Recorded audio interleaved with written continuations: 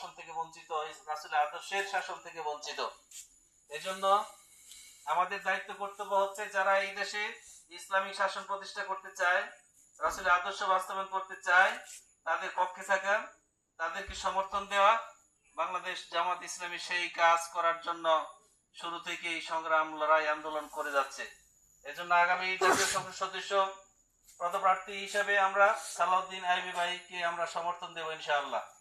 এজন্য আপনাদের দোয়া চাই, সমর্থন চাই, দাঁড়িপাল্লা মার্কায় ভোট চাই, নিজেরা দিবেন এবং পাশাপাশি যারা আছে তাদেরকে আপনারা বলবেন। এভাবেই আমাদের সারা বাংলাদেশে ইনশাআল্লাহ একটা গণজাগরণ আমরা দেখতে পাচ্ছি। আমরা আগামীর বাংলাদেশ আমরা দেখতে পাচ্ছি ইসলামের বাংলাদেশ। আগামীর বাংলাদেশ পরিচালিত হবে আল্লাহ রাসূল সাল্লাল্লাহু আলাইহি সাল্লামের আদর্শের ভিত্তিতে ইনশাআল্লাহ। সেই জন্য আপনাদের সকলের সার্বিক সহযোগিতা, সমর্থন, দোয়া চাই। আসসালামু আলাইকুম ওয়া রাহমাতুল্লাহ।